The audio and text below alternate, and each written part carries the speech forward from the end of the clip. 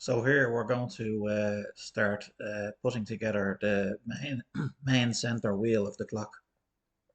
The center wheel turns once an hour, so we'll have the minute hand on it. And at the moment I'm just sanding the parts here. You don't really need sanding for laser cut parts as such, but just to clean up the sort of residual brown marks you get sometimes. I'm just going over to the belt sander now to sand the edges, the actual corners, just very slightly round them, because this the drum parts and the string will run better on it when it's running the clock or when you're winding it. Now here we are with the ratchet part at the back, so take careful note here of which way it goes onto the drum, so you can see, because obviously it has the slip one way and grip the other. Now for the moment I'm just going to put it loosely onto the parts loosely onto the shaft. This consists of 6 parts. There's 5 discs and the ratchet at the back. So the biggest disc goes next to the ratchet. Then one of the smaller discs, which is what the string will actually go around. This is a sort of a twin drum, one for the main weight to drive the clock and the other is for the counterweight. So when you lift the main weight, the counterweight winds the string of the main weight back onto it via the ratchet, allowing this to happen. So we can just glue the parts together and straight onto a shaft, steel shaft, just to keep them in line. And when they're glued together, we'll just make sure there's not too much wobble in it, as we'll be seeing. A small little bit of wobble is okay, just you don't want it too severe. We try and avoid excess glue as well, squeezing out. But when we glue it together, then we take it off and leave it on the bench to set. So I'll put the last piece in here, give it a bit of a spin.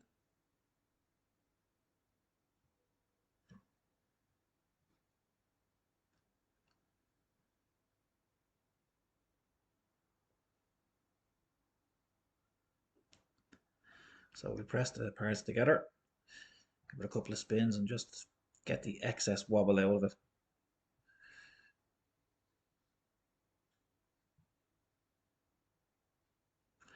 There will be a bit of excess glue on the center hole, but that should clear it off onto the shaft as you remove it. It needs to be able to spin freely on this size shaft. So we'll take it off and we'll clean the excess glue off the shaft now to use it for assembling the center wheel itself onto its support disc. Now I'll be assembling it on this shaft and I'll be cutting the shaft to length afterwards. But ideally you should get the shaft that's actually meant for the center wheel in terms of length, and it is an 85 millimeter shaft. Now these are the holes for the pins which hold the ratchet pawls, and I'm just putting them onto the shaft and twisting there just to clear them out. You don't want to push it straight through one side because you'll end up breaking out the layers of plywood on the back. So you sort of want to go in from both sides each time just to widen it out a bit and then work your way through carefully.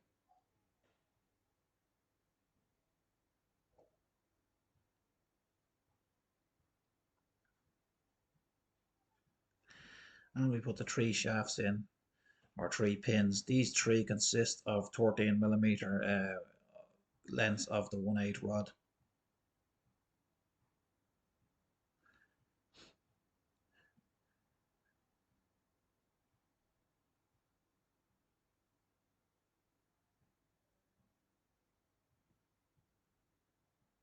This one's a little bit tight, so we'll loosen it up a bit more.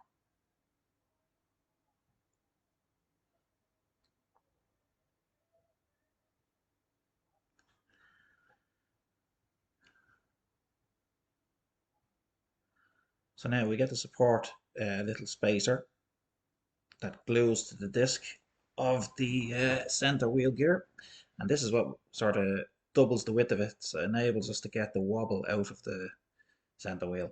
These discs are smaller on this assembly than they are on the rest of the gears because there is a 7-tooth pinion on this assembly which will drive the 12-hour wheel. It's a 7-tooth pinion which turns an 84-tooth wheel, which will obviously turn it 12 times slower than itself, so it takes 12 hours to go around, but it is a fairly small pinion. So these spacers which will sit each side of that pinion have to be small enough that they don't overlap the grooves of the 7-tooth pinion. Otherwise it'll upset the 84 tooth gear, which will be running on the 7-tooth pinion. So we put this onto the shaft and we again gradually work it on from each side until we get it on, because it's quite a tight fit on the shaft. So now we put the center wheel on up against the spacer. There's almost always wobble in this, no matter how true your laser cuts the center hole, there's almost always a slight bit of wobble. And we will use, that's it, the whole idea of this setup is to remove that wobble as much as possible from it. You can see the wobble there, so we will be using epoxy glue to glue the little spacer onto the front of the center wheel, and the epoxy will be 5-minute epoxy, which sets within 5 minutes, as the name suggests, and this will enable us to make fine adjustments on the wheel as we spin it to allow removal, or almost all the removal, of the wobble. So here we are mixing the 5-minute epoxy.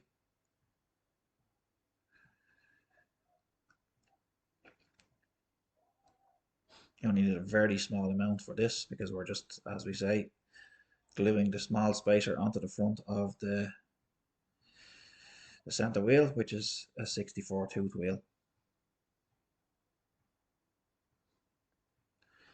So we thoroughly mix the two components of the epoxy.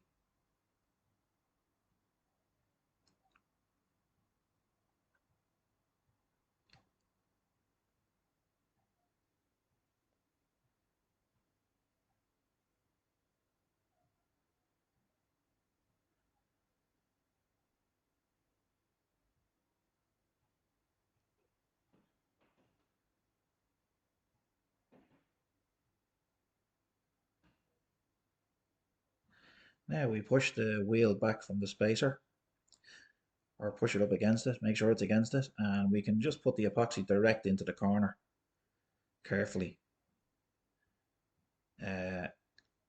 which should give us a good strong fixing. We try and avoid getting epoxy onto the shaft, that's why I'm just putting it on the outside corner here, where if you put it in between the parts it'll glue it onto the shaft, although that won't really matter too much once you get the gear in its proper distance from the front of the shaft while the glue sets.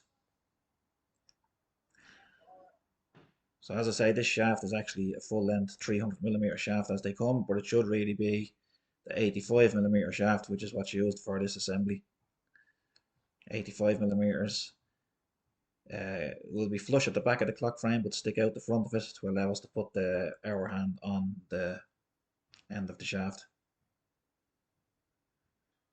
So now we re-put it into the tube, a 5/32 tube, which the 1/8 steel rod fits nicely into. You can use a tube, you can put it into a vise if you have a groove in the vise, which this one also has, or you could get a piece of wood and drill a suitable hole in the wood, 4mm hole, and you could put the block of wood into the vise and use that to spin it. Now I'm measuring here the distance back from the end of the shaft, and the end of the shaft to the front of the spacer that the center wheel is fixed to should be 29mm from the end of the shaft. So I'm measuring to the front of the little spacer to the end of the shaft, and we want 29mm.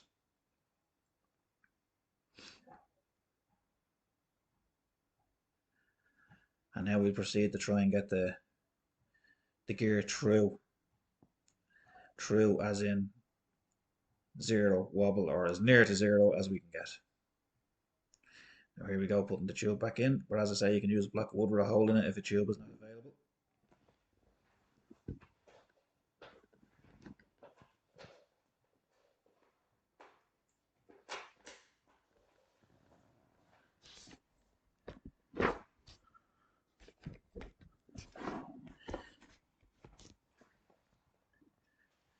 Now we continue spinning the gear, and I'll get the camera angle looking down at the side of the gear, which is the view you would have when you're removing the wobble from it.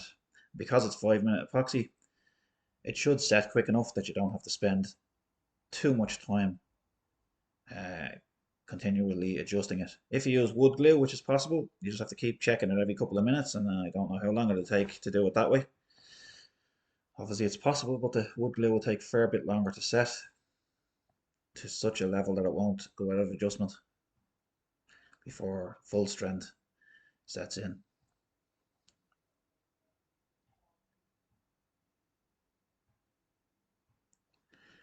Now you try and remove as much of the wobble as possible. It doesn't matter, a slight bit of wobble in it and the clock still works. But obviously we don't want so much wobble that it's going to slip off the pinion that it's driving. But we just try and get the gear as true as possible. Oh, we're getting close there now.